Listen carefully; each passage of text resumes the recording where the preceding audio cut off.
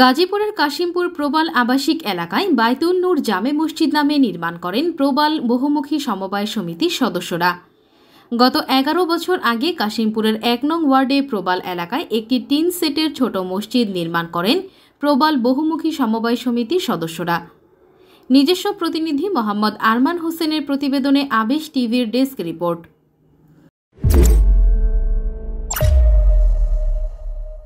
মসজিদ কমিটির সভাপতি ও সাধারণ সম্পাদক বাইতুল নূর জামে মসজিদ টিন সেটের ছোট মসজিদটি বহুতলা ভবন নির্মাণ করার সময় প্রবাল বহুমুখী সমবায় সমিতি কমিটির কিছু লোকজন বাধা সৃষ্টি করে এবং মসজিদের আয় ব্যয় হিসাব নাই বলে জানান তারা।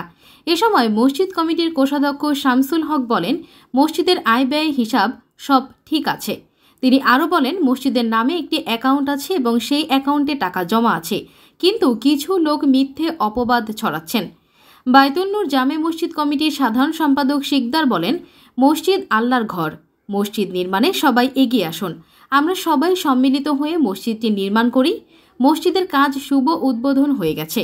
আপনারা সবাই আসেন, মসজিদের কাজ করার জন্য সবাই সহযোগিতা করবেন বলে জানিয়েছেন তিনি।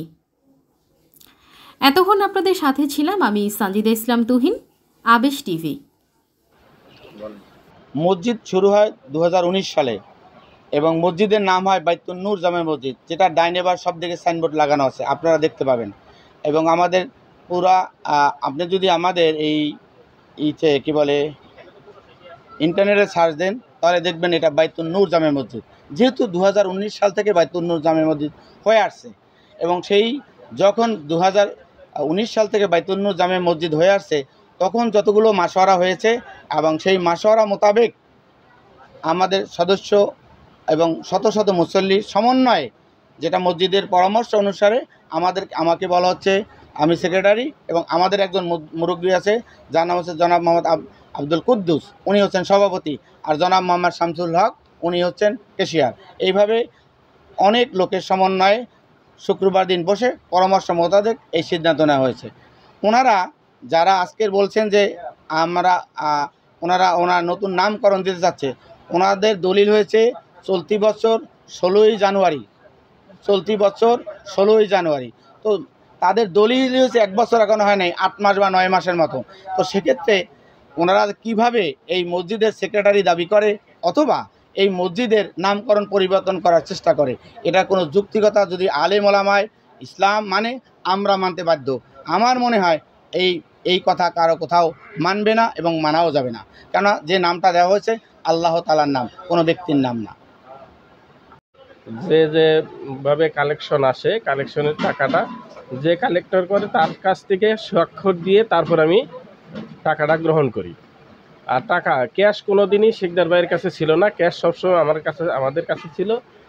আমরা যখন কিছু ক্যাশ গচ্ছিত হয়েছে তখন আমরা দুইজনে যৌথ অ্যাকাউন্ট করছি, যেহেতু তখন মসজিদের নামে কোনো জমি ছিল না, যার কারণে মসজিদের নামে অ্যাকাউন্ট করতে পারি নাই। আমরা হিসাব প্রতি মাসে দেই, যা খরচ বাদে যা থাকে ওইটা আমরা মসজিদের ওই অ্যাকাউন্টে জমা রাখি। আর হিসাব আমি নিজেও নিয়ে আসা করি না, যখন হুজুর কালেকশন করে হুজুরের খাতায় লিখে আমি ওই স্বাক্ষর দিয়ে তার কাছ থেকে টাকাটা বুঝে নিয়ে আমার রেজারে এন্ট্রি করে রাখি।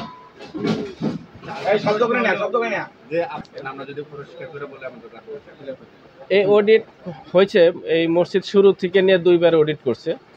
অডিট করার পরে ওনারা খাতাপত্র যাচাই বাছাই করে সঠিক পাইয়া স্বাক্ষর দিছে। এই স্বাক্ষরও আমার কাছে আছে খাতায়, আপনারা ইচ্ছা করলে দেখতে পারেন, নিয়ে যেতে পারেন।